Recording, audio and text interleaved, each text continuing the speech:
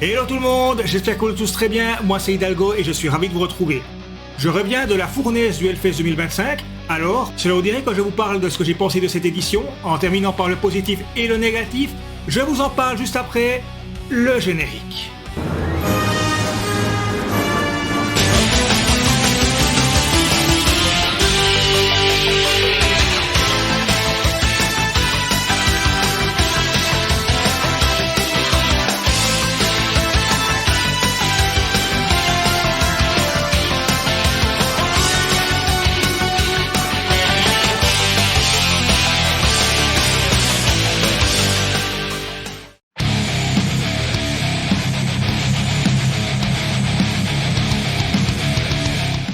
Alors je suis rentré du Hellfest 2025 hier, j'ai encore ici le bracelet donc cashless et mes souvenirs sont encore frais. Au fait, pourquoi j'ai le bracelet ici sur mon bras gauche?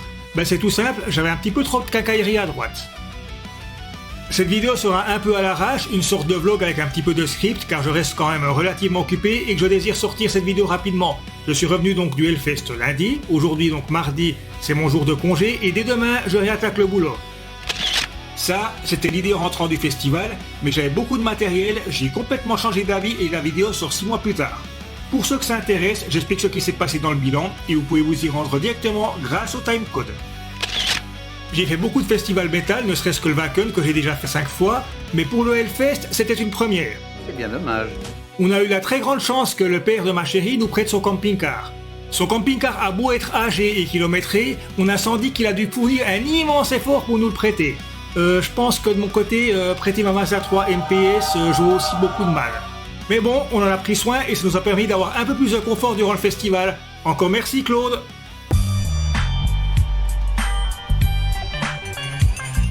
Dernier point, sur les quelques vidéos où j'apparais, vous verrez que pour le Hellfest 2025, j'avais les cheveux qui faisaient 20 à 25 cm de plus que maintenant.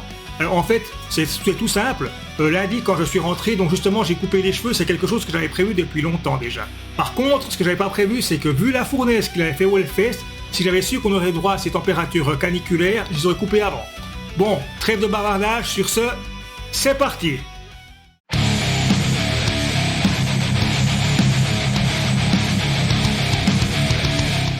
Alors il est 7h30 du matin et on est prêt à partir pour l'Hellfest 2025. Donc d'après les données du GPS, c'est 853 km, 8h11 de trajet, arrivé à 15h43. Mais étant donné qu'on va faire des pauses, qu'il y aura probablement du trafic et qu'en plus je conduis un camping-car, j'espère arriver, on va dire entre 18 et 19h. Donc on verra si mes estimations sont correctes. Donc voilà, on est parti. A little longer than a few minutes later.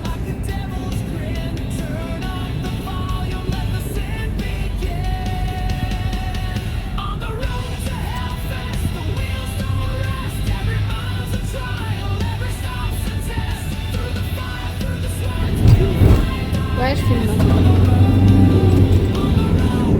Ben voilà, maintenant on est en France. Donc, là on a passé la frontière à Genève.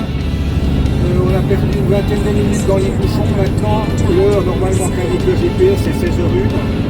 Mais avec les arrêts qu'on va faire et puis le fait que ce camping-car, j'ai pas non plus le pousser à fond.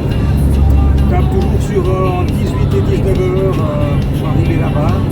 Donc autant qu'on va peut-être aussi des bouchons à qui sont. Et puis là, on prend en direction de Paris. On va à Bourges.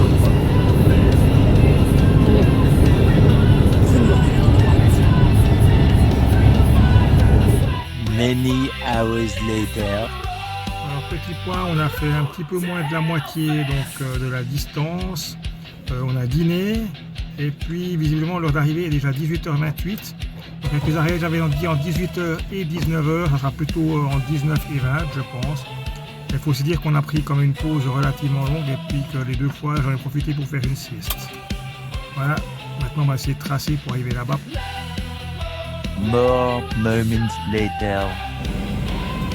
Alors petite vidéo sur la route, donc en direction de l'Hellfest 2025, donc on nous reste 240 km à faire et puis 2h20 de route. L'arrivée prévue, ça indique 19h11, c'est un peu plus tard que ce qu'on avait estimé parce qu'on s'est arrêté dans un restaurant manger plutôt que de manger un sandwich sur l'autoroute.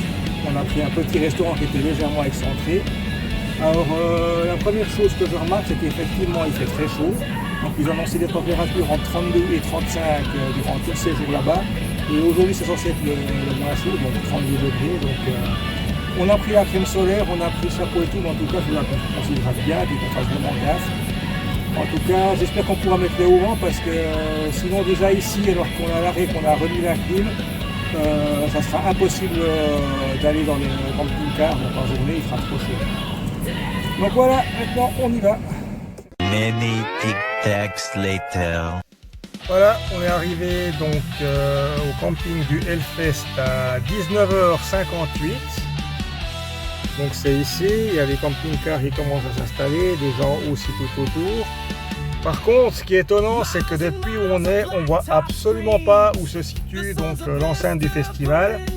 On ne sait pas non plus pour les billets pour le festival justement, puisque ici ceci c'est pour donc le cashless. On a normalement encore, je pense, quelque chose pour justement un autre bracelet pour pouvoir entrer au festival, entrer et sortir.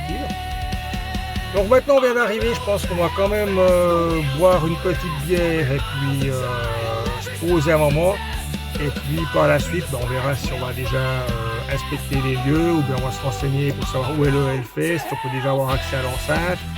Et puis si oui, où est-ce qu'elle est, puisque sur la route qu'on a utilisée pour venir à ce parking et puis une fois qu'on est arrivé ici, on ne voit absolument rien. Donc les fameuses installations du Hellfest, on n'en voit aucune depuis ici, ni sur la route qu'on est venu ici. C'est métal.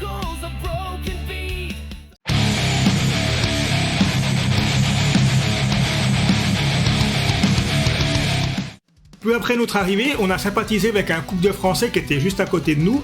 Et quand on leur a demandé, comme ils avaient fait plusieurs Hellfest, où était le festival, on a un petit peu déchanté.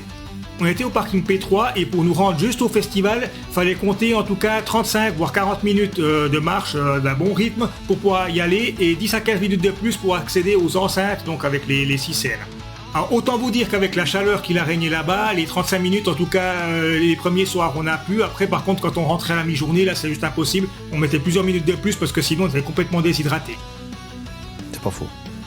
D'ailleurs, vu la distance entre le parking P3 et le festival, le couple avait prévu des vélos et on a vu beaucoup de personnes qui utilisaient justement un vélo pour se rendre dans l'enceinte. Donc visiblement, nous c'était une première, donc on ne savait pas. Mais par contre, ceux qui ont déjà fait plusieurs Hellfest, ils savaient déjà qu'il y avait une sacrée distance entre les deux, donc ils avaient prévu le coup. C'est logique. Bref, la nuit commence à tomber et on décide d'aller visiter et faire un petit tour du festival. L'enceinte des scènes nous rend que le lendemain.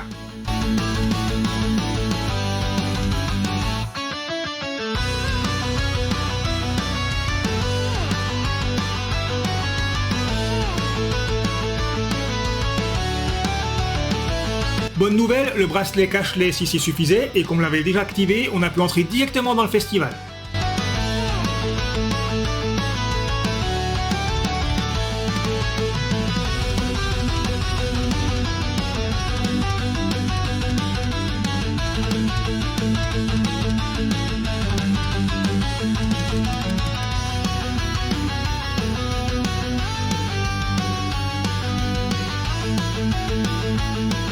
Autant le dire tout de suite, ça a de la gueule et le Metal Market m'a semblé un peu plus fourni qu'au Wacken, même si le Wacken se rattrape avec beaucoup de stands métal, alors qu'au Hellfest, tout est concentré dans 2 grandes tentes et le Sanctuary pour les souvenirs du Hellfest. J'en ai profité pour acheter les 33 tours de Somewhere in Time de Maiden, donc qui est mon album préféré du groupe, et puis en plus qui a donc justement une pochette qui est magnifique. Bref, c'est sur une première très bonne impression qu'on retourne donc au camping. Alors le lendemain, donc c'est l'ouverture du festival, donc le jeudi. Alors, en ce qui nous concerne, ça sera assez tranquille puisque parmi les groupes qu'on désire absolument ne pas rater, donc il y en a 2, il y a donc Airborne et Korn. On désire également voir Skindred, Insane ou Ginger. Et puis bien sûr, on est ouvert aussi pour découvrir des groupes qu'on ne connaît absolument pas.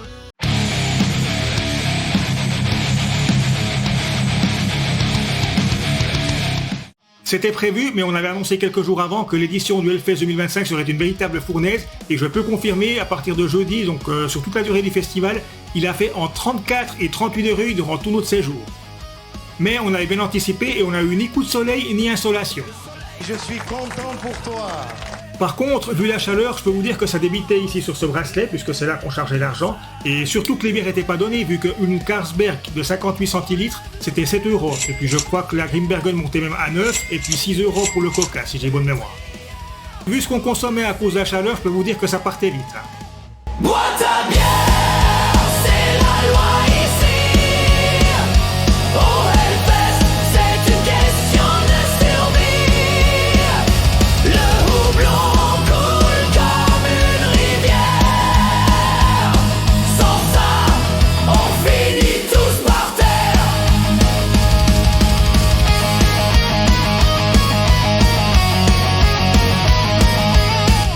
Comme jeudi, ça commençait plus tard, on a décidé de faire toutes nos emplettes avant le début des concerts. On a acheté quelques goodies, mais pour les articles estampillés Hellfest, il fallait aller au Sanctuary où il y avait 2 heures d'attente sous un soleil de plomb.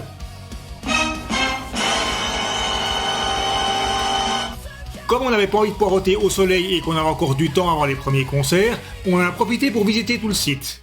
Un cri, une claque, un pogo dans l'orage, mais sans bière, c'est la panne, le naufrage. Bois ta bière, c'est la loi ici. Au Hellfest, c'est une question de survie. Le houblon. Là aussi, une fois passé l'église métal, l'enceinte des 6 scènes a également de la gueule, c'est plus joli que le Wacken ou le Greenfield, c'est très bien aménagé et c'est très propre, et c'est quelqu'un qui vit en Suisse qui vous le dit, et il y avait une multitude de stands pour la nourriture et pour tous les goûts, un peu comme au Paléo. Pour les scènes, si les main stage 1 et 2 et Temple et Altar sont proches les unes des autres, la Warzone et Valais sont un peu plus loin. Et partout, on retrouve des petites attentions pour les amateurs de métal, la statue de Lemmy étant un exemple parmi beaucoup d'autres. Le bosquet offre un peu de fraîcheur et on en a profité pour monter sur la grande roue.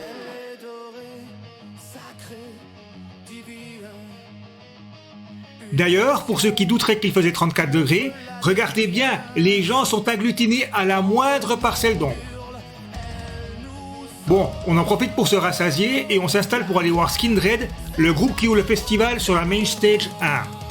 Petit warning, je n'ai pas forcément prévu de sortir une vidéo sur le Hellfest, donc je n'ai pas filmé tous les groupes qu'on a vus.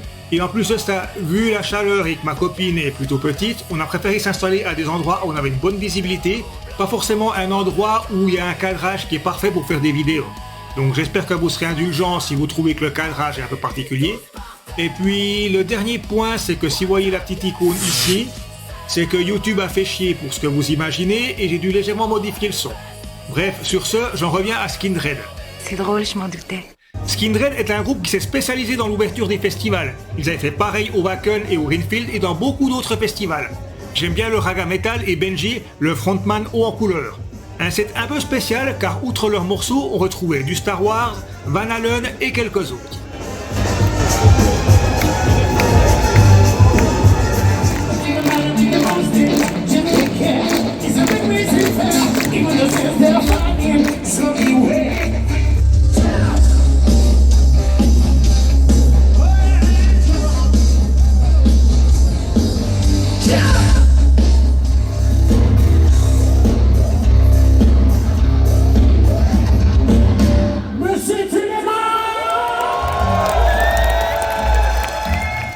Pour Apocalyptica, je les ai vus plusieurs fois, donc pas de vidéo.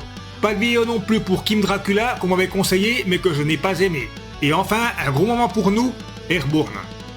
J'aime beaucoup Airborne, en quelque sorte la relève d'ACDC, même si Airborne est plus heavy. Très bon et péchu en live, ils ont comme d'habitude assuré.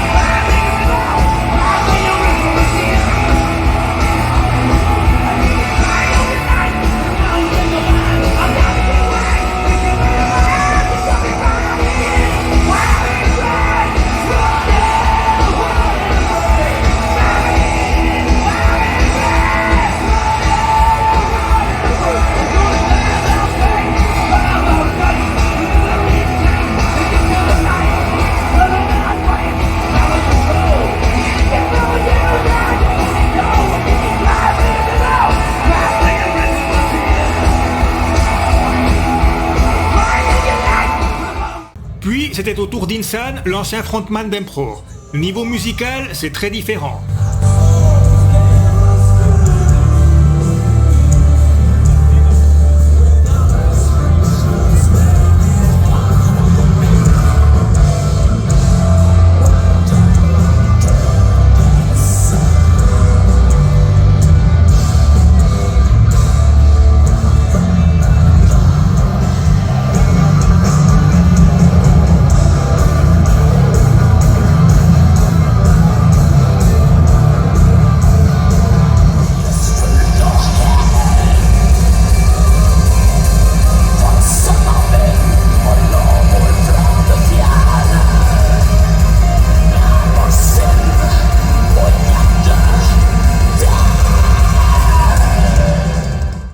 Puis arrive Ginger dans la tente altar et c'est la catastrophe. Non pas à cause du groupe, mais ce qui se passait, c'est que sur la main stage 1, en même temps, il y avait Till Lindemann qui jouait. Et nous, on était légèrement à l'extérieur de la tente et les deux sons se mixaient, ce qui fait que c'était absolument inaudible.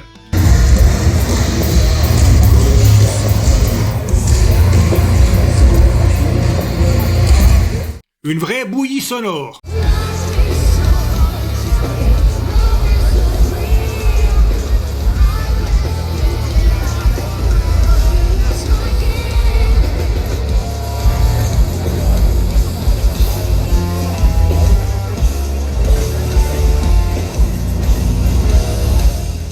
Ensuite, on espérait voir Ultra Vomit, mais ils ont dû annuler le concert et à la place, on a eu droit à un autre groupe français, Rise of the North Star. Alors, Rise of the North Star, rien que le nom, disons pour moi, c'était une référence claire à Hokuto no Ken, ou en français Ken le survivant.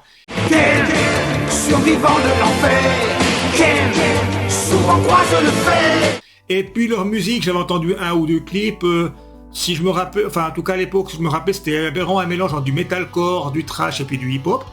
Alors bon, j'ai assisté au concert et franchement, c'était vraiment pas mal du tout.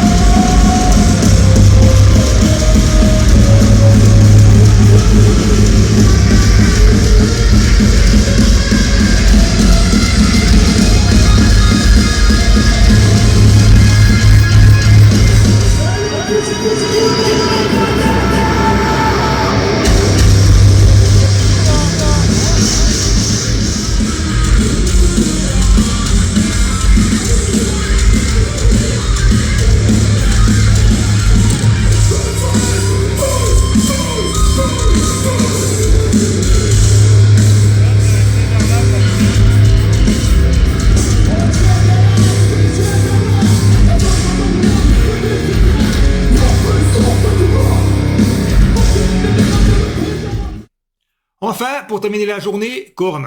Alors bon, je pense qu'il est inutile de présenter Korn, même des gens qui n'écoutent pas de métal connaissent ce groupe, donc ce sont les pères du nu metal. On avait un concert avec plusieurs hits, et puis même Jonathan Davis a eu son instant cornemuse. Mais j'ai quand même été quelque peu surpris par le set, parce que je pense qu'à peu près la moitié des chansons, c'était des chansons que je n'avais jamais entendues, alors que je possède plusieurs albums du groupe, les 5 premiers et les 3 derniers, si je dis pas de bêtises. Alors oui, bien entendu, God the Life, Blind, ou ce genre de morceaux, ils ont été là. Mais j'ai quand même été surpris de trouver dans le répertoire des morceaux que je n'avais jamais entendus.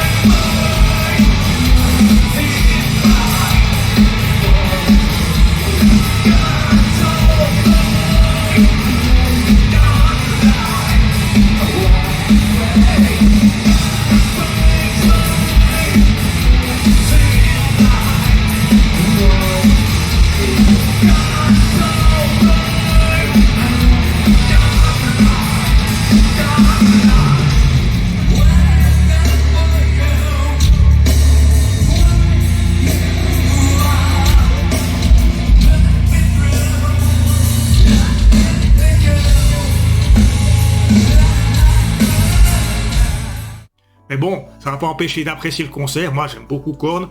Comme je vous l'avais dit, c'était Airborne et Korn, c'était les deux groupes vraiment qu'on avait vraiment envie de voir aujourd'hui. J'ai pas été déçu.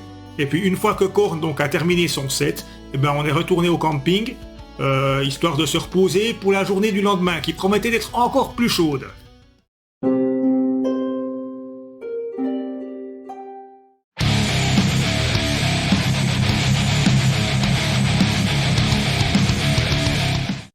Pour le deuxième jour du festival, donc vendredi 20 juin, on a été réveillé en fait par la chaleur qu'il faisait, puisque il a fait encore plus chaud que le jour précédent. Donc là, ils annonçaient jusqu'à 36 degrés dans la journée. Donc c'est la chaleur qui nous a réveillés.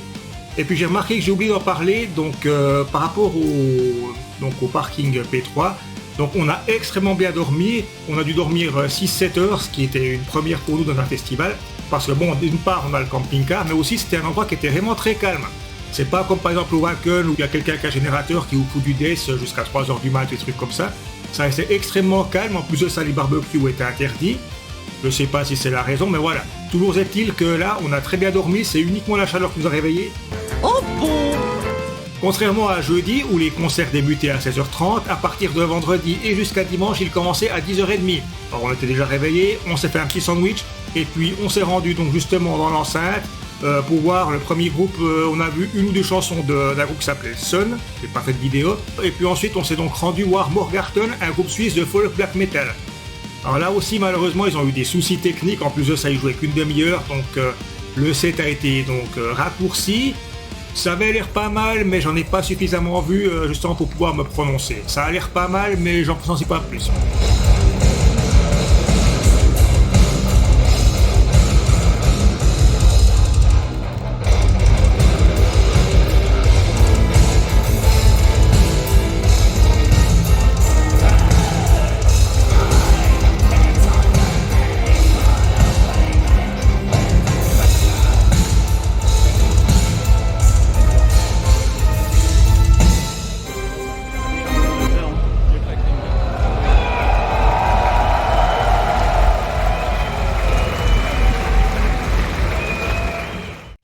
Après Morgarten, on a regardé le Sanctuary et comme la queue était beaucoup plus courte que le jour précédent, ben on a décidé justement d'aller faire nos emplettes là-bas.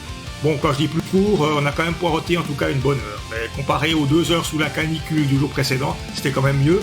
Et puis justement, on a fait quelques emplettes, ben voilà la preuve, voilà. Et puis donc après ces emplettes, ben, on s'est rendu justement pour voir le groupe Skiltron. Alors Skiltron, c'est un groupe de power folk metal avec pas mal de cornemuses. Et puis, franchement, ça a vraiment été la surprise et puis la découverte de ce festival. On a beaucoup apprécié. Donc, normalement, dans les festivals, par exemple, si je prends le Wacken, c'est là-bas que j'avais découvert, bon, il y a plusieurs années déjà, mais Amorphis ou bien Eluvaiti, bon, je vous parle de festival il y a plus de 10 ans en arrière.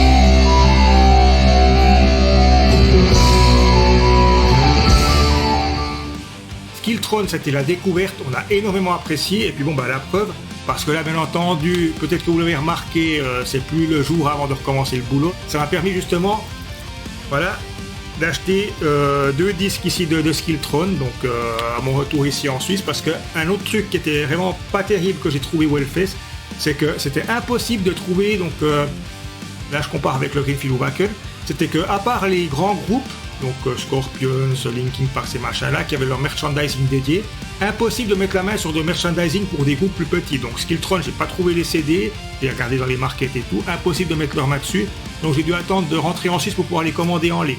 Donc voilà, comme je l'ai dit, j'ai ces 2 CD, comme vous voyez, j'ai pas encore eu le temps de les écouter, je les ai pas encore déballés, mais franchement, c'était vraiment une très bonne surprise.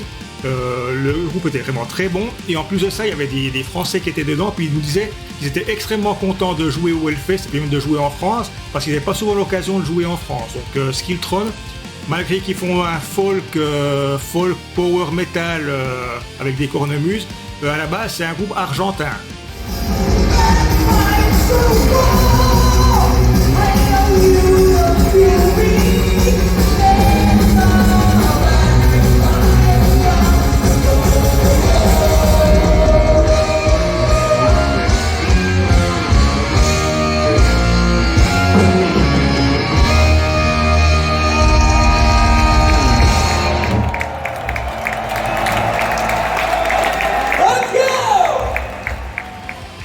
Alors ensuite, on est dans l'altar où on allait voir coup sur coup donc Burning Witches et Nervosa. Alors en ce qui concerne Burning Witches, donc c'est un groupe suisse composé uniquement de femmes. C'est un heavy power metal.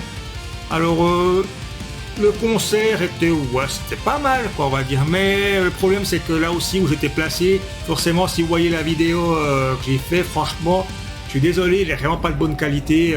J'étais pas spécialement super bien placé.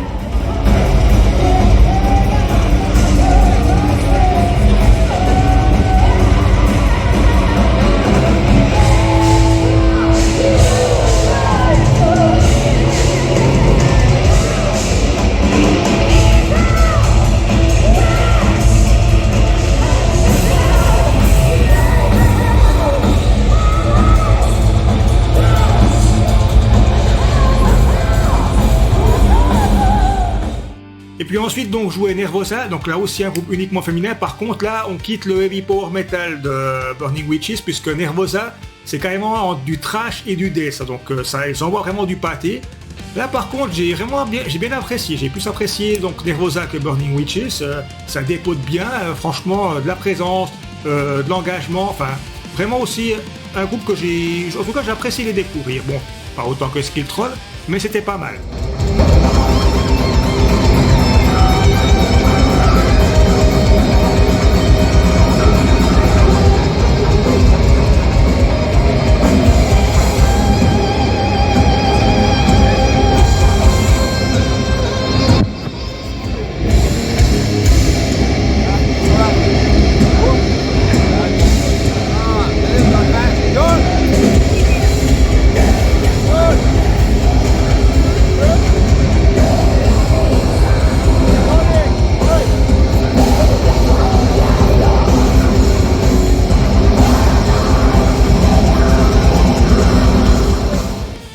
Après Nervosa, on voulait quand même se reposer un petit peu, donc qu'est-ce qu'on a fait? On est retourné donc à notre camping-car, et puis étant donné que dans le camping-car c'était une véritable fournaise, puisque je le rappelle, il faisait ce jour-là 36 degrés, on avait déjà sorti le haut vent, donc on avait une partie de pardon, donc qu'est-ce qu'on a fait? On a mis un drap dessus, puis on a fait une petite sieste d'environ une demi-heure pour récupérer. Alors moi il m'épate. Je profite juste pour dire que jusqu'à présent j'ai oublié de parler donc de la Hell Stage et puis de la Purple House. C'était donc 2 petites scènes qu'il y avait donc on va dire dans la partie ville, à part les grosses enceintes, donc c'était vraiment des petites enceintes pour des groupes un peu plus petits qui jouaient là-bas. J'ai quand même vu 2-3 trucs pas mal, mais par contre je suis désolé, j'ai pas retenu de groupe. Il y avait des trucs qui semblaient pas mal, mais voilà, j'ai pas retenu les noms malheureusement, je suis désolé. Et puis bon bah comme je l'ai dit, on se rendait donc pouvoir de Cult, donc de Cult, bon, un groupe de hard rock qui était très connu il y a encore de ça 20-30 ans, je savais même pas qu'ils existaient encore. Alors j'ai loupé le début du concert, on l'a pris à peu près à la deuxième moitié. J'ai pas fait de vidéo sans plus quoi, voilà. À partir de maintenant, on arrive vraiment dans des groupes qui vraiment m'intéressaient beaucoup et que je connaissais déjà, puisque là, il n'y a plus de découvertes. Donc on commence avec Epica. Donc Epica, on peut dire que c'est un des 3 groupes de métal symphonique les plus populaires, avec Nightwish et Within Temptation. Bon, le concert, ils ont déboulé, bon, j'ai quelques albums d'eux, ils ont déboulé leurs chansons, mais je sais pas, en live, j'ai trouvé ça un peu froid, quoi.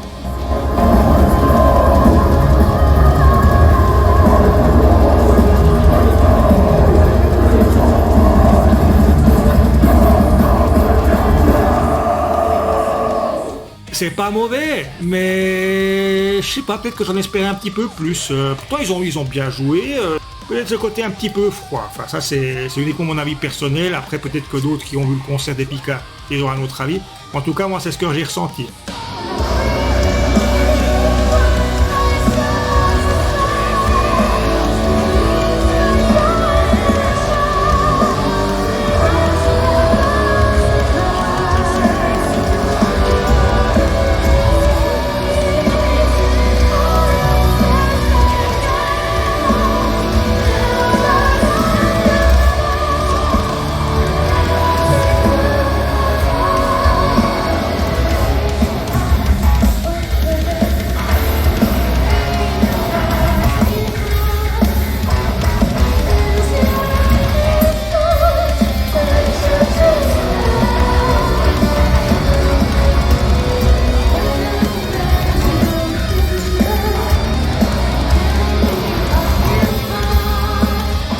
Et puis suite à ça, donc on a regardé The Who, qui était sur la Main Stage 1. Ah oui, j'ai oublié Epica, c'est la Main Stage 2. Donc Main Stage 1 pour voir The Who. Là, j'ai réussi à prendre juste une petite vidéo qui dure pas longtemps, parce que juste après, qu'est-ce qui s'est passé? On entend un hey! Parce que ma chérie avait une de ses anciennes collègues de travail qui était aussi allée à Hellfest.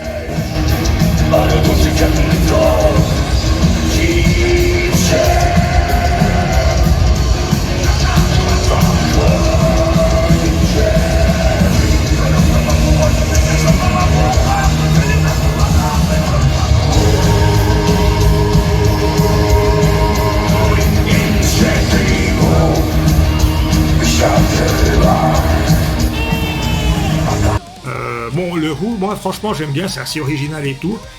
J'avais eu un super beau concert au Greenfield, je crois que c'était en 2023. Là par contre, comme je l'ai dit, on a vu peut-être la moitié du concert avant que etc. Voilà. C'était justement elle qui nous avait dit justement qu'il y avait eu 2 heures d'attente pour la Sanctuary. Ça va, peut-être Vu la chaleur qu'il fait, vous ne mettez pas à quel point une petite bière fraîche comme ça fait du bien. Et puis donc après The Who, et puis donc petite discussion. On allait voir peut-être l'autre groupe qui m'intéressait vraiment le plus cette soirée-là, parce que je les avais jamais vus en live et que c'est aussi un groupe où j'ai plusieurs albums, c'était Within Temptation. Alors j'ai beaucoup plus apprécié Within Temptation en live que Epica. J'ai trouvé que c'était beaucoup mieux. Franchement, même en live, ça gagnait en prestance aussi par rapport à des fois, je trouve que les disques sont un petit peu trop propres, un petit peu trop lisses. C'était quand même plus puissant.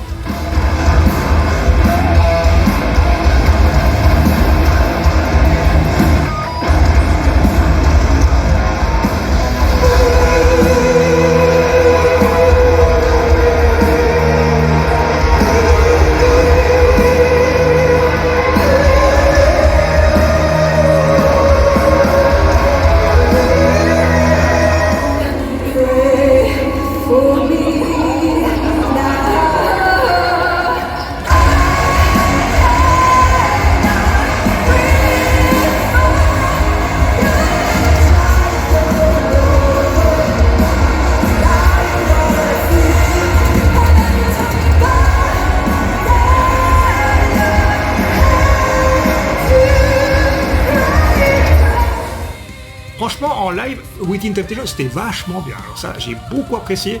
Peut-être même que de la journée avec Skiltron, c'est le concert que j'ai le plus apprécié de toute la journée.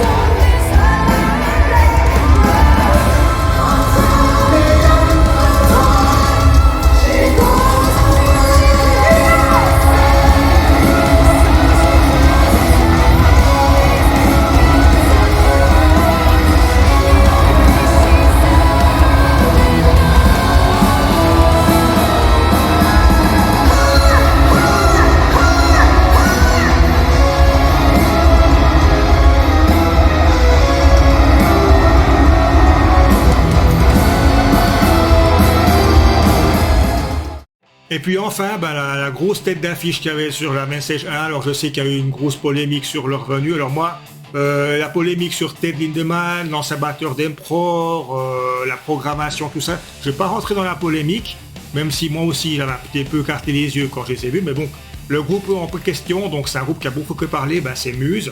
Alors Muse, je crois que les retours ont été assez mauvais parce que il y a eu des problèmes de son. En plus de ça, leur setlist était pas, franchement, c'est pas forcément leur plus gros titre. C'était plutôt des titres un peu plus lourds pour faire un peu plus métal.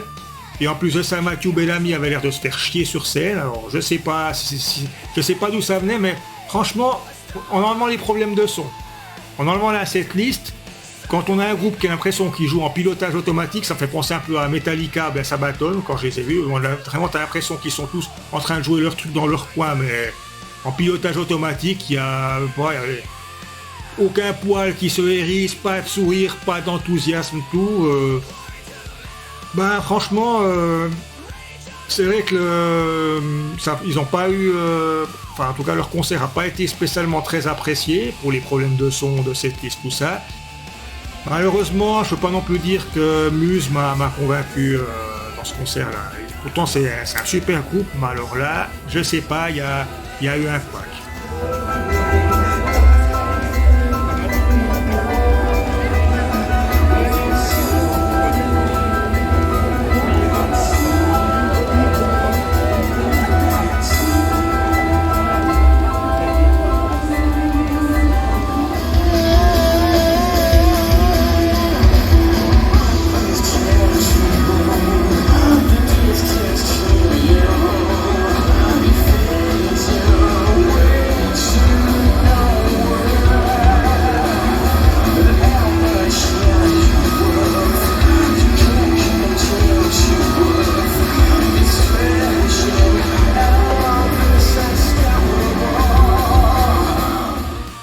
Puis donc après Muse, de nouveau on est retourné au camping-car pour se coucher, pour profiter de samedi qui sera aussi une journée extrêmement chargée au niveau des concerts.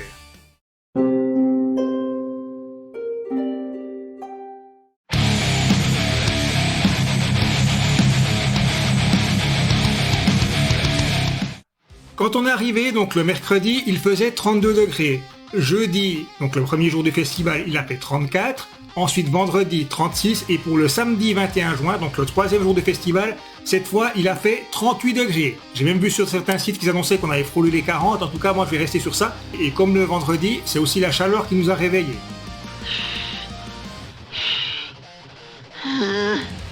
C'est pas froid. Bref, une table de tous les diables, une véritable fournaise, mais bon, on va pas s'apitoyer là-dessus.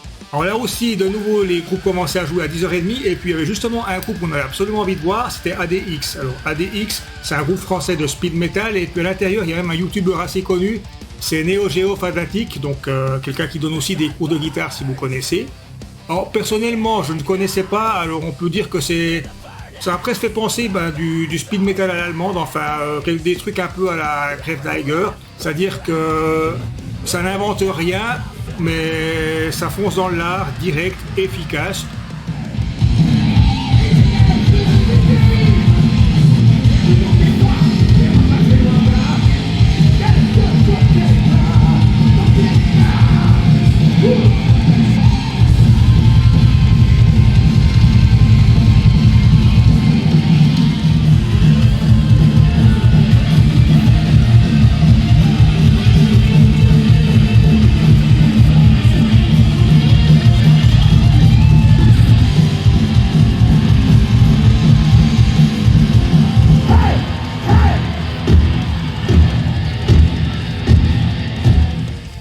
Ensuite, un groupe qu'on avait très envie de voir, c'était donc Majestica. Alors Majestica, c'est un groupe de power metal suédois, fondé par Tommy Johansson. Il officiait donc chez Sabaton, et puis il a quitté le groupe pour se consacrer pleinement à Majestica. Alors je pense qu'on peut le comprendre pour plusieurs choses, parce que déjà il était assez bridé, on va dire, dans Sabaton, et solo de guitare, tu oublies, enfin en tout cas en grande majorité. Il participait à la composition, et puis surtout, quand tu compares Joachim Broden qui a comme tessiture vocale un demi-octave, lui a une tessiture vocale beaucoup plus grande et il chante beaucoup mieux. Et en plus, à la guitare, c'est une bête.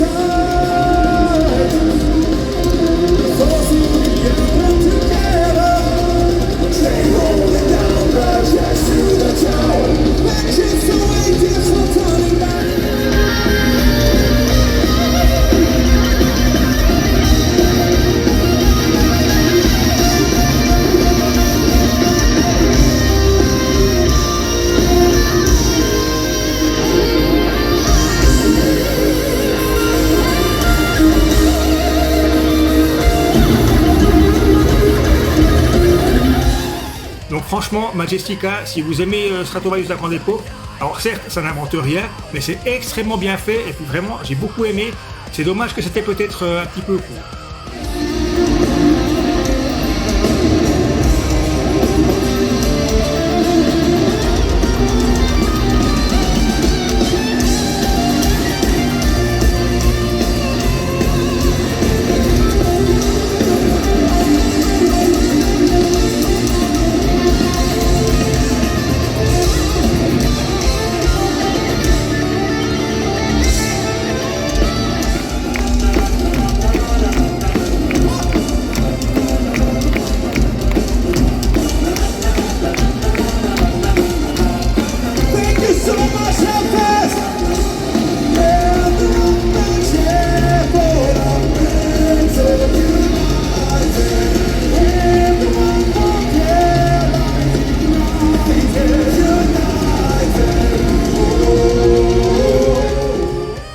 Suite à Majestica, donc on passe à la Temple où il y a Witch Club Satan qui jouait. Alors Witch Club Satan, c'est un groupe donc de black metal norvégien composé uniquement de femmes.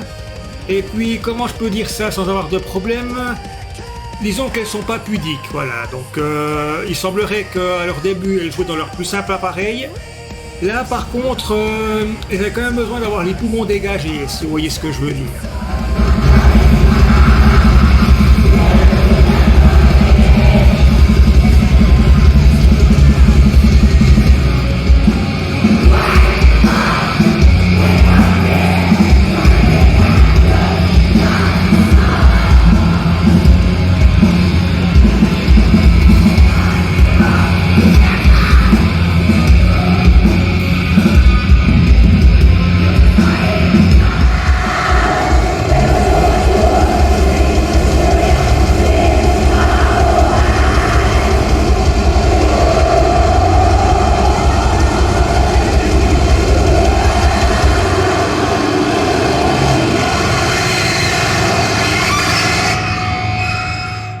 Musicalement, c'est vrai que c'était quand même une expérience, il y avait quand même quelque chose. Je suis pas forcément vraiment fan de black metal, mais bon, voilà, moi c'était vraiment quelque chose d'atypique, donc ça m'a pas gêné du tout de regarder ça.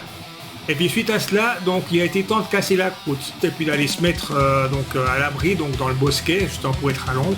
Alors bon, on a pris une bière, et puis moi j'ai pris quelque chose qui semble extrêmement bizarre, vu la température qu'il faisait. J'ai pris une tartiflette. Ma chérie trouvait que c'était une hérésie de manger une tartiflette quand il fait 36 degrés à l'ombre au Hellfest. Chiche, moi en tout cas. Ici, voilà. J'ai tout terminé et tout va bien. Par contre, au niveau de la chaleur, on va encore rester un petit moment à l'ombre parce que là, vraiment, ça cogne. Et puis, en plus, il n'y a pas de bruit qui m'intéresse trop. Donc, on écoute d'une oreille, voir si c'est un truc intéressant, mais bon. Franchement, si j'ai 2 mots à dire pour le Hellfest 2025, c'est très chaud. On a crevé de chaud tout le long du sud. Donc, depuis qu'on est arrivé ici jusqu'à maintenant, là on est samedi, on a tout le temps crevé de chaud. La tartiflette était excellente, mais voilà, total, il fait 38 degrés, je suis dans un bosquet avec une bière, et puis moi je déguste une tartiflette, elle était très bonne. C'est vrai que ma copine n'en revenait pas en tout cas. C'est drôle, je m'en doutais. Alors on est resté un bon moment là, on s'est aussi rendu dans les tentes ou dans des endroits ombragés, enfin, faut dire que déjà depuis jeudi, on faisait des vents un peu comme tout le monde, c'est-à-dire que s'il y avait une tente où on avait un peu de fraîcheur, ou bien alors un endroit à l'ombre qui n'était pas occupé, on essayait aussi d'en profiter, parce que vraiment, comme je l'ai dit, ça a été une fournaise pendant tout ce séjour là-bas. Après cette pause miam miam et essayer de ne pas avoir trop chaud, donc on s'est dirigé vers les messages 1 et 2 et on sera uniquement là-bas jusqu'à la fin de la journée, même s'il y avait Grima qui joue sur la Temple qui aurait aussi pu nous intéresser.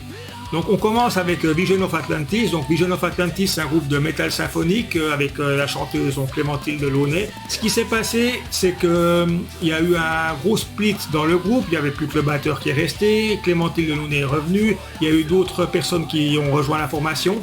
Et puis ils ont décidé d'axer toutes leurs chansons sur un thème autour de la piraterie. Toutes les chansons qu'ils ont jouées, c'était justement par rapport à, on va dire, ce nouveau groupe en quelque sorte qui s'est formé.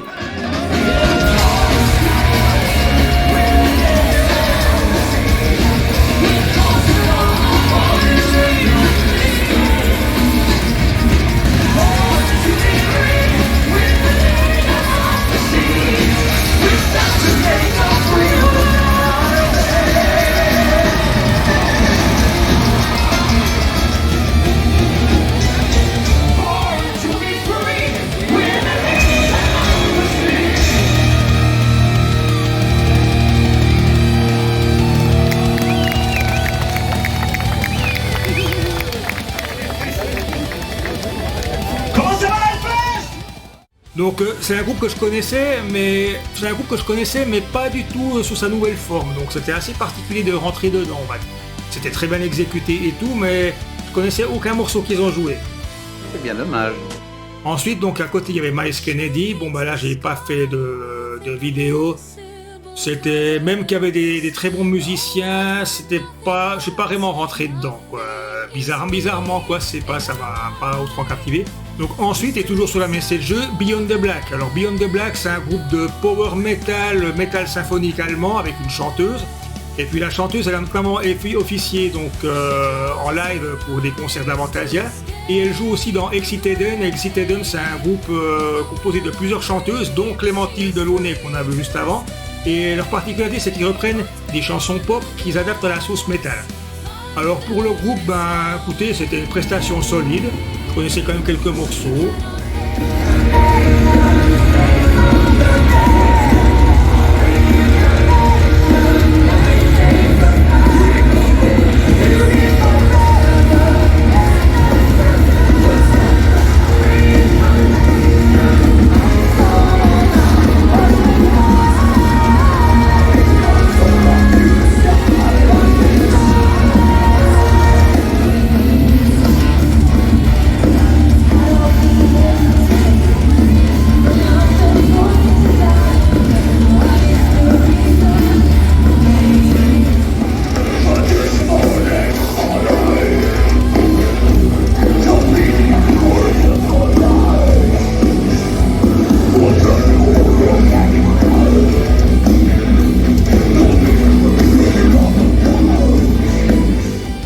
Très bon concert, là il n'y a rien eu à redire.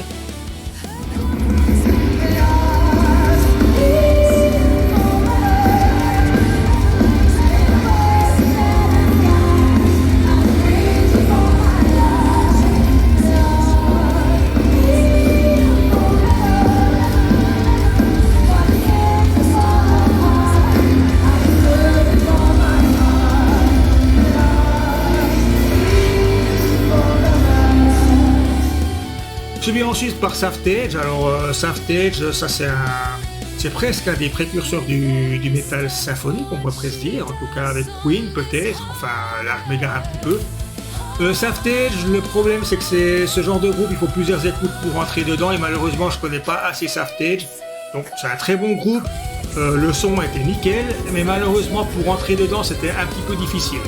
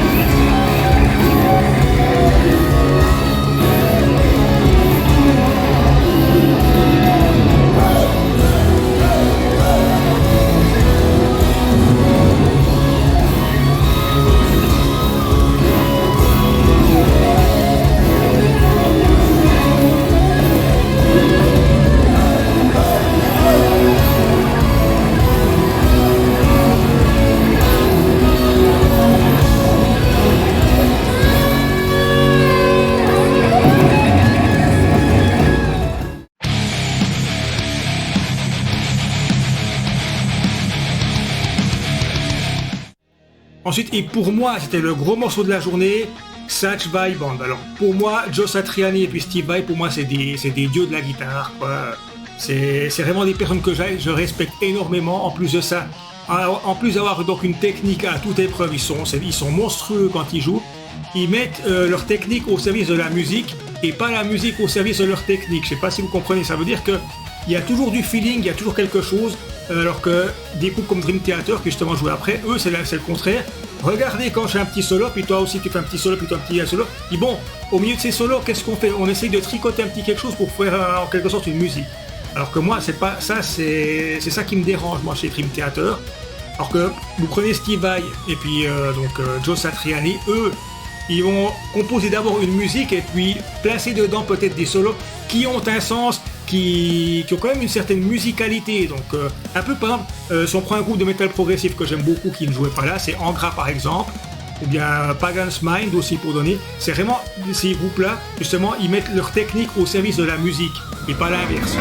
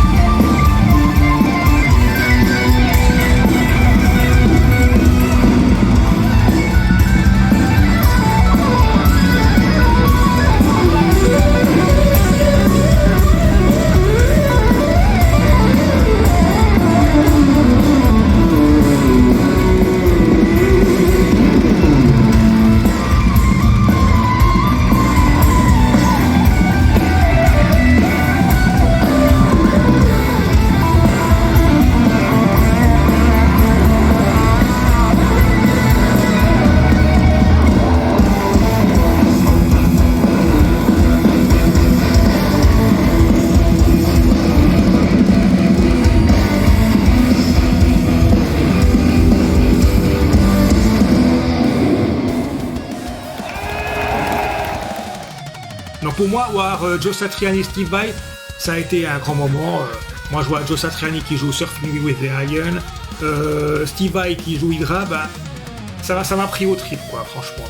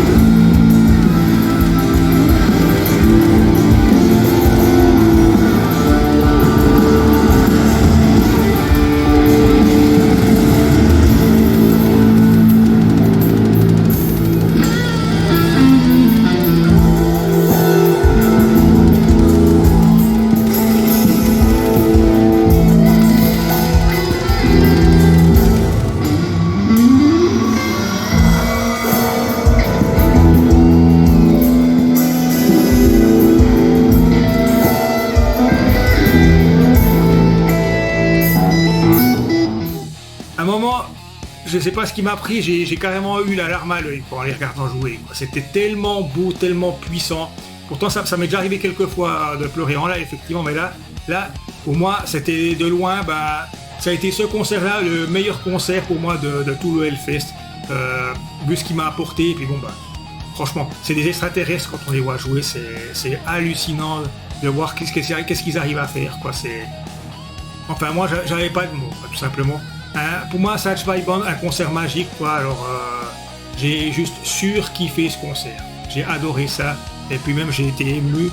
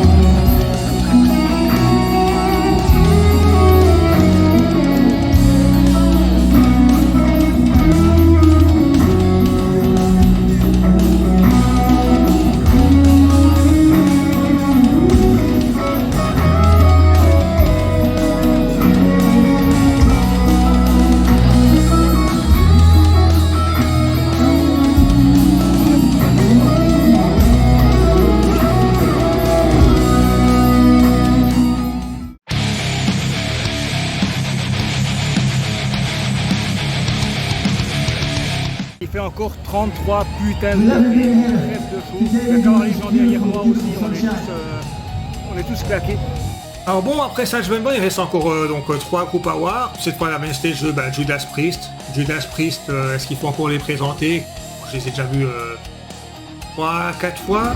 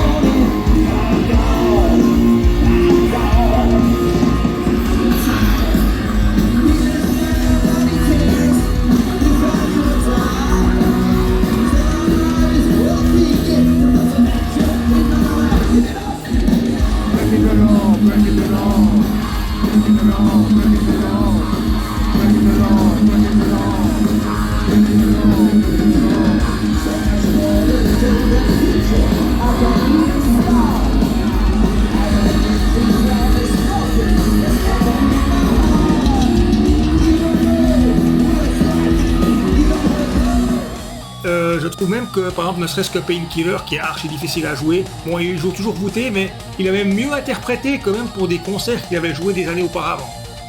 Donc vraiment un très très bon concert.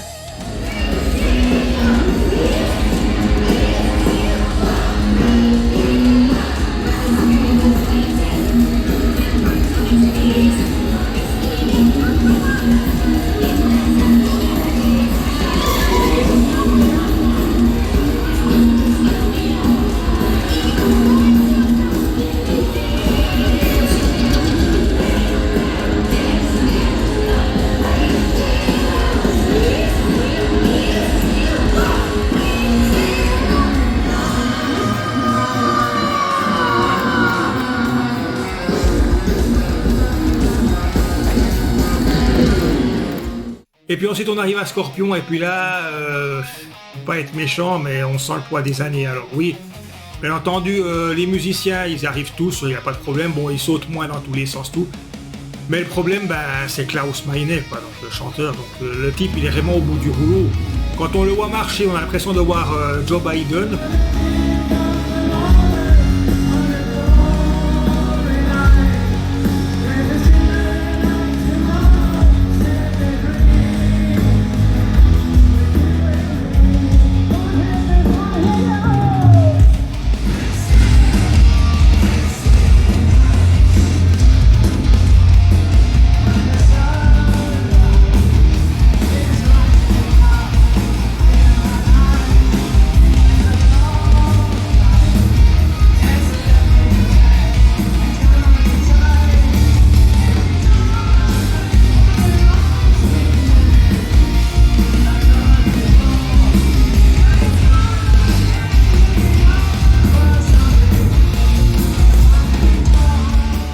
On voit qu'il est complètement usé, il bouge presque plus sur scène, il chante faux, enfin vraiment là, plutôt d'éviter de se finir comme Elvis Presley, moi je conseillerais vraiment à Scorpion d'arrêter là les lives parce que on voit que pour Klaus Meine c'est juste plus possible, quoi. Il a juste plus la santé, quoi.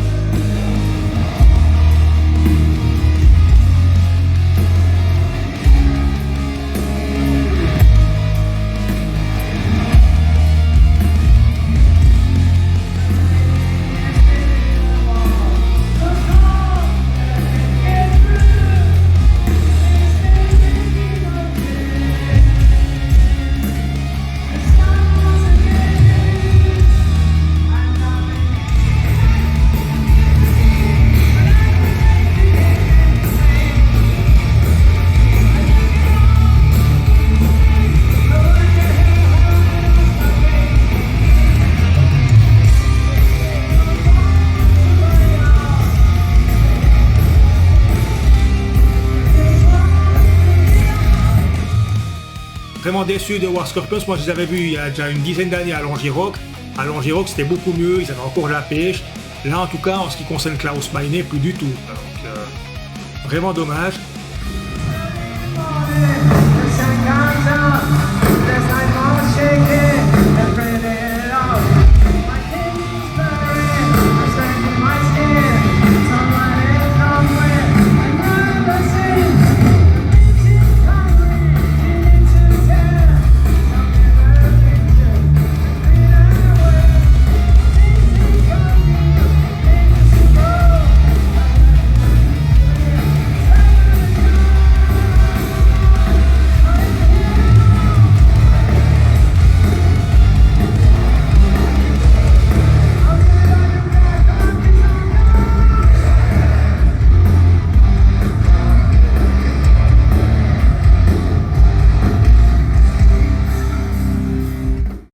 Et puis bon, on va terminer par Dream Theater, j'en ai parlé avant avec The Satch by Band.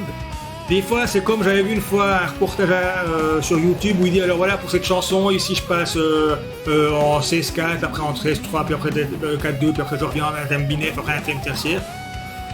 Moi j'aurais juste été là et dire mais pourquoi? Ça apporte quoi la musique? Ça prouve juste que tu sais super bien jouer, mais tu peux pas faire un solo, je sais pas moi, un solo de batterie de 10 minutes pendant que les autres ils se reposent pour montrer à quel point t'es bon techniquement, non. J'ai toujours l'impression que Dream Theater c'est toujours ça, c'est toujours, la surenchère c'est toujours ultra complexe et tout, et puis t'as toujours l'impression, enfin moi c'est l'impression que j'ai, que chacun il joue dans leur coin, ils montrent à quel point ils sont forts, ils sont bons techniquement, et puis ils essayent de mettre des petits liants entre pour faire un morceau, alors que comme je l'ai dit, on prend Satch by Band ou bien en grappe pour parler d'un autre groupe de métal progressif, eux c'est l'inverse. Ils composent le morceau et la technique elle est au service du morceau et pas l'inverse. C'est pas je fais des solos, ah ma merde maintenant que j'ai un super solo là, comment je fais pour l'intégrer dans un morceau avant le solo d'un tel? Ah bah voilà attends, un petit passage à 20 secondes, ah bah voilà c'est bon ça colle, bon, suivant.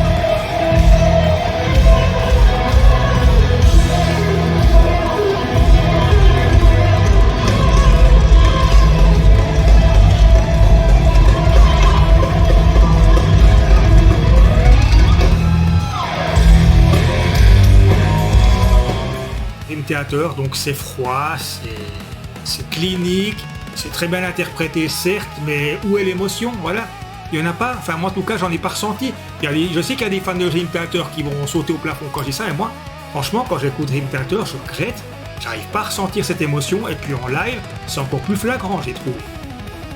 Donc voilà, après Dream Theater, clap de fin pour nous, donc là, temps de retourner au camping et puis de dormir.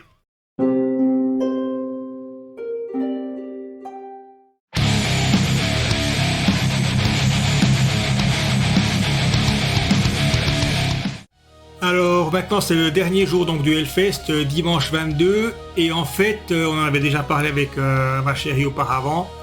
Il y avait effectivement certains groupes qui nous intéressaient, comme par exemple Motionless in White, Covenant, Falling in Reverse, Grave Cult ou des choses comme ça, mais franchement l'affiche nous intéressait pas plus que ça, disons. Par exemple nous Linkin Park on s'en fiche, Jerry Cantrell aussi.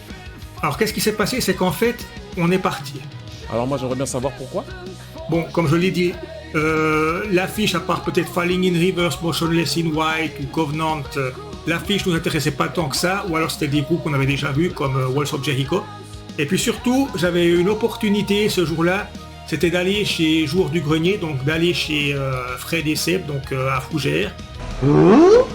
C'est l'occasion d'une vie. En plus, Jour du Grenier, il faut savoir que c'est parmi mes vidéastes, donc mes youtubeurs préférés. C'est peut-être même eux qui m'ont inspiré aussi pour faire cette chaîne YouTube. J'avais l'occasion d'aller chez eux. L'affiche du Hellfest ne m'intéressait pas trop. C'était une occasion qui se présente une seule fois. Donc qu'est-ce que j'ai fait? On est parti donc du Hellfest tôt le matin pour pouvoir aller à Fougères. Et puis donc j'ai pu aller chez Fred et Seb. Et franchement, ça s'est hyper bien passé. J'étais vraiment très agréablement surpris. J'ai même tourné quelques petits trucs, donc je pourrais même vous faire une vidéo. En tout cas, un super souvenir. Je ne regrette vraiment pas Alors oui, j'ai loupé le Hellfest, mais franchement, par rapport à ce que j'ai obtenu en allant donc à Fougères, franchement, j'ai pas du tout regretté mon choix, et puis ma copine était du même avis que moi.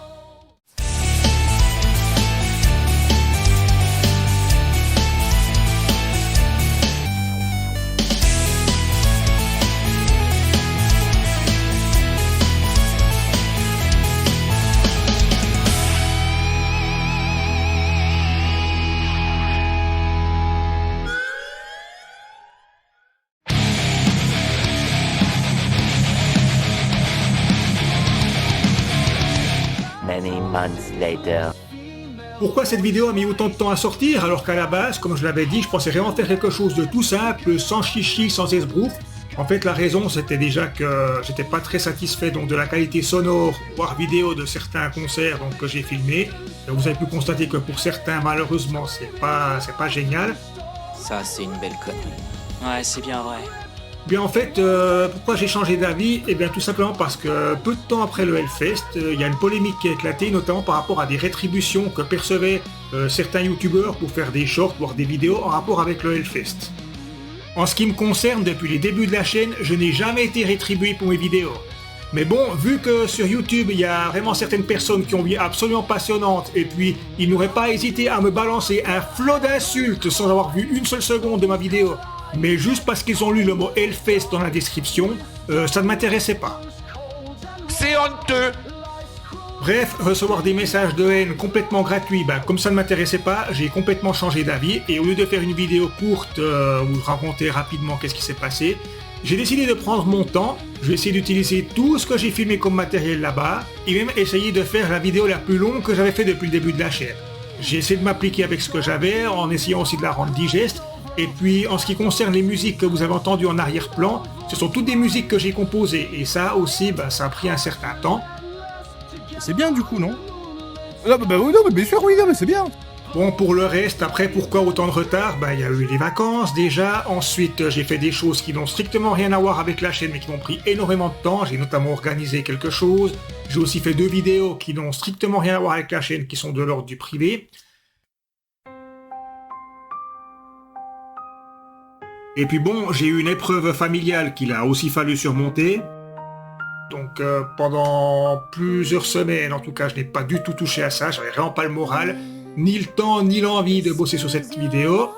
Bon, j'espère que vous comprendrez, c'était pas facile, il a fallu que je surmonte tout ça. Maintenant que ça va un petit peu mieux, voilà, j'ai enfin pu terminer cette vidéo qui a vraiment pris beaucoup de temps. En tout cas, ce que je peux vous promettre, c'est que pour les prochaines vidéos, l'attente sera beaucoup plus courte. Déjà parce que là, c'est une vidéo qui est extrêmement longue et complexe. Les autres seront déjà plus restraites. Et en plus de ça, il y a quand même eu beaucoup d'événements qui se sont passés qui ont fait que ça a pris autant de retard. Enfin bref, j'ai déjà trop digressé. Passons au bilan du Hellfest 2025.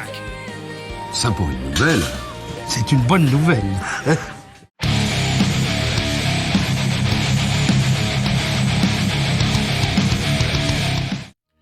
Alors, j'en ai pensé quoi du Hellfest 2025? Je vais commencer par le positif, puis le négatif, et enfin vous donner mon avis. Un avis qui sera forcément subjectif et qui n'engage que moi. C'est logique. Je vous rappelle juste que je suis parti dimanche matin, donc le dernier jour du festival, car j'avais une opportunité pour aller à Fougères, donc chez Fred et Seb, alias joueur du grenier. Je suis content pour toi. Alors pour les points positifs, déjà parlé de l'organisation, c'était très bien organisé, tous les groupes débutaient exactement à la bonne heure et c'est quelqu'un qui habite en Suisse qui vous le dit. La sono était également très bonne, à quelques exceptions dont je parlerai plus tard. Et si certains extraits vidéo ont un son passable, c'est dû à mon smartphone. Enfin, aucune pénurie pour trouver à boire et à manger, il y avait de très nombreux stands avec beaucoup de choix et un metal market très vaste. Il a raison. Les décors et le lieu étaient vraiment très bons, ça en mettait plein la vue, c'est clairement le meilleur festival à ce niveau, une sorte de Disneyland pour métalleux. Et pour ceux qui critiquent, genre que c'est de la poudre aux yeux ou autre, déjà cela donne du travail à beaucoup d'artisans de la région, et ce serait de la poudre aux yeux s'il n'y avait que ça au Hellfest, et ce n'était pas le cas. Bon, petit détail comique, puisque je l'ai dit auparavant, donc j'habitais en Suisse, le Hellfest était d'une propreté hallucinante. Vous comparez avec le Wacken ou le Greenfield, qui pourtant a lieu en Suisse, mais le Hellfest, mais c'était nickel. C'était propre partout, même dans les chiottes, ou en tout cas dans les endroits où je suis allé, puis j'ai pratiquement fait tout le Hellfest de long en large. Et pour finir, un petit détail amusant, c'était nettement plus propre au Hellfest alors qu'il y avait beaucoup moins de poubelles qu'au Wacken ou au Greenfield. Cherchez l'erreur. Autre point positif, le public au Hellfest, sauf quand ça bouscule, mais j'y reviendrai plus tard. J'avais peur de rencontrer beaucoup de non-métalleux, des monsieur madame tout le monde qui viennent juste par curiosité. Alors, il y avait un peu de ça, mais c'était très majoritairement des métalleux qui étaient contents d'être là. On m'avait aussi dit qu'il y avait beaucoup d'enfants au Hellfest, et puis des gens qui venaient carrément avec un tabouret ou une chaise pliable. Alors en ce qui concerne les enfants, je n'en ai pas vu beaucoup, et puis je n'ai pas vu de tabouret ou de chaise pliable, mais il semblerait que ça a été interdit au Hellfest. Mais c'est super ça! Alors pour le dernier point positif, alors ça dépend de quel côté vous placez, parce que ça peut être à la fois une qualité ou un défaut selon certains, c'était la tranquillité du camping. Alors oui, c'était très bien pour se reposer, tout le monde était respectueux, on était tranquille et on a bien dormi. Mais ça manquait peut-être un petit peu de vie, une sorte d'esprit métal avec des gens qui hurlent, qui mettent du gros dé jusqu'à 3h du matin, ce genre de choses. Mais bon, ma chérie et moi en tout cas, on doit se faire vieux parce qu'on a apprécié.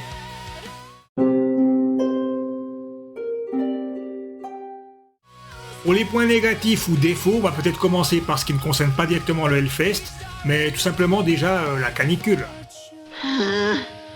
C'est pas froid. Personne ne s'attendait à ce qu'il fasse aussi chaud. Bon, à choisir entre la canicule ou bien avoir un temps boueux et hyper mouillé, je crois que je préfère quand même la canicule.